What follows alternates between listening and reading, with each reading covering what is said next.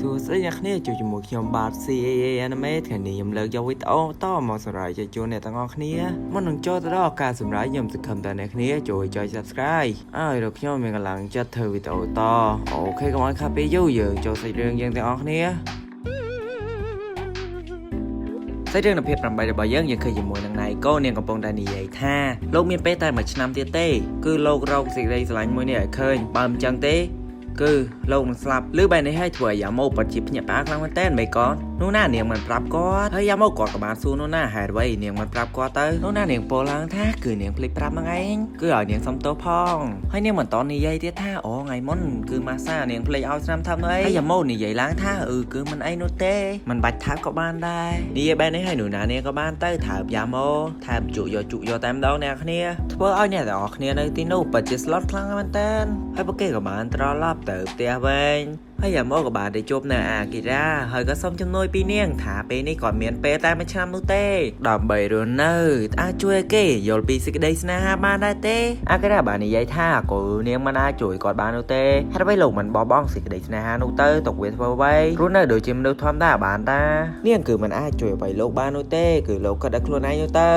យ៉ាម៉ូពេលនេះសែតខ្លាំងមែនតើអង្គុយលើដំបូលតងតែសាច់រឿងនៅពេលព្រឹកយើងឃើញជាមួយនឹងអាគីរ៉ាកំពុងតែដើរទៅសាលានាងមិនដឹងថាយ៉ាម៉ូគាត់ត្រូវនោះទេតែជ្រើសរើសរកស្នេហាបែបនេះនៅពេលនាងដើរនៅលើកម្មចំដាលនោះក៏ឃើញបុរសម្នាក់កំពុងតែដេកកណ្ដាលផ្លូវតែម្ដងហើយបុរសនេះគឺជាមិត្តភក្តិរបស់នូណាដែរនឹងឯងគឺលោកម្នាក់នេះគឺមានឈ្មោះអាសាហេធ្វើឲ្យអាគីរ៉ាពិតជាឆ្ងល់ខ្លាំងមែនតើថាហេតុអ្វីបានជាឯងដេកកណ្ដាលផ្លូវបែបនេះគឺអាសាហេបាននិយាយថាគាត់ដេកច្រឡណាគឺយំវិញគាត់កំពុងតែសាសងធ្វើឲ្យគាត់ងងុយខ្លាំងមែនតើអាគីរ៉ាបានសួរថែមទៀតថាតើគេនោះគឺជានរណាបានចេញវីដេអូបែបនេះហើយអាសាហេក៏បានប្រាប់ហ្នឹងគឺនារីនោះគឺចាស់ជាងគាត់មែនទេតែនាងគឺជូតគួរឲ្យស្រឡាញ់ខ្លាំងមែនតើហើយនាងក៏ដឹងហើយថានោះគឺជាបិសាចជាងជើឈាមហើយពួកគេក៏បានលាគ្នាទៅថ្នាក់រៀងខ្លួនអាសាហេនេះគឺជាមិត្តម្នាក់ដែលក្នុងចំណោមពួកគេទាំងអស់គ្នានេះក៏ដល់ពេលយកយើងឃើញជាមួយនឹងសេរីកំពុងតែហើយយ៉ាម៉ូពេលនោះធ្វើឲ្យយ៉ាម៉ូពិតជាភ័យខ្លាំងមែនតើហើយគាត់ក៏ក្លែកខ្លួនរត់បាត់ទៅតែយ៉ាម៉ូរត់មិនផុតពីដៃ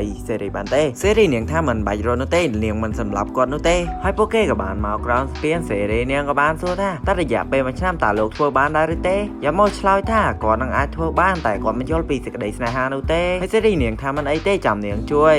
ហើយយ៉ាម៉ូក៏បានមករកនូណាហើយបាននិយាយថាពេលនេះគាត់នាំនាងដើរលេងតែនាងទៅដែរឬទេនូណាឆ្លើយឡើងមកថាមិនទៅនោះទេហើយយ៉ាម៉ូក៏បានចូលទៅក្នុងឃើញនូណាកំពុងតែលេងហ្គេមគាត់ក៏បានបិទហ្គេមរបស់នូណាមិនឲ្យលេងនោះទេហើយពួកគេក៏បាននាំគ្នាមកមើលកននូណានាងមិនមើលនោះទេនាងពិតជាធុញខ្លាំងមែនតើហើយយ៉ាម៉ូក៏បាននាំនូណាមកផឹកកាហ្វេតែនូណានាងឆ្ងល់ខ្លាំងមែនតើតើលោកកំពុងតែធ្វើអ្វីនៅពេលនេះនៅពេលនោះសេរីនាងក៏បានឲ្យទីតាំងមួយដើម្បីឲ្យយ៉ាម៉ូនាំនូណាទៅកំពុងតែគិតនូណាក៏ឆក់យកសបត់នោះយកមកមើលហើយក៏ដឹងថានេះគឺជាផែនការរបស់សេរីហើយព្រមទាំងនិយាយថាមិនខ្វល់នោះទេធ្វើឲ្យយ៉ាម៉ូពេលនេះកំពុងតែដេកសែតហើយអ្វីបានជាផែនការរបស់គាត់បរាជ័យបែបនេះកាលមកដល់នោះណានាងកំពុងតែមើលសបត់នោះនាងអាចមើលឃើញថាជាមួយនឹងការដើរលេងនៅពេលយប់តែពីរនាក់កាលមកដល់យ៉ាម៉ូកំពុងតែដេកសែតនោះមានពីណាគួរកញ្ចក់របស់គាត់ក៏បានបើកចេញទៅមើលទៅឃើញបានថាជាមួយនឹងនូណាហើយនាងក៏បាននិយាយថាផែនការចុងក្រោយនោះគឺនាងអាណិតគាត់ជួនគាត់ដើរលេងទៅ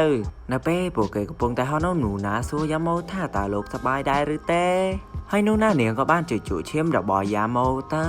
កាត់សាច់រឿងនៅថ្ងៃបន្ទាប់យើងឃើញជាមួយយ៉ាម៉ូកំពុងតែដើរនោះគាត់ក៏បានឃើញនឹងអាសាហេកំពុងតែដើរជាមួយស្រី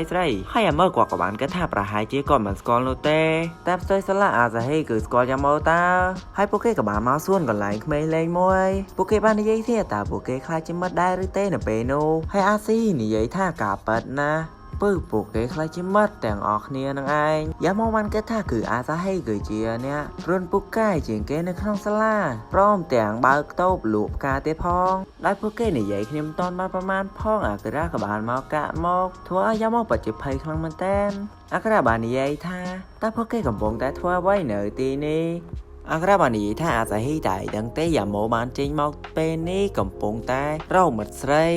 វាធ្វើឲ្យអាសាហេពិតជាភ្ញាក់ផ្អើលខ្លាំងមែនតើដោយសាររកមិត្តស្រីដោយគាត់ដែរពេលនោះឮសំឡេងទូរស័ព្ទហើយអាសាហេសូមលាចេញទៅរកមិត្តស្រីបាត់ទៅ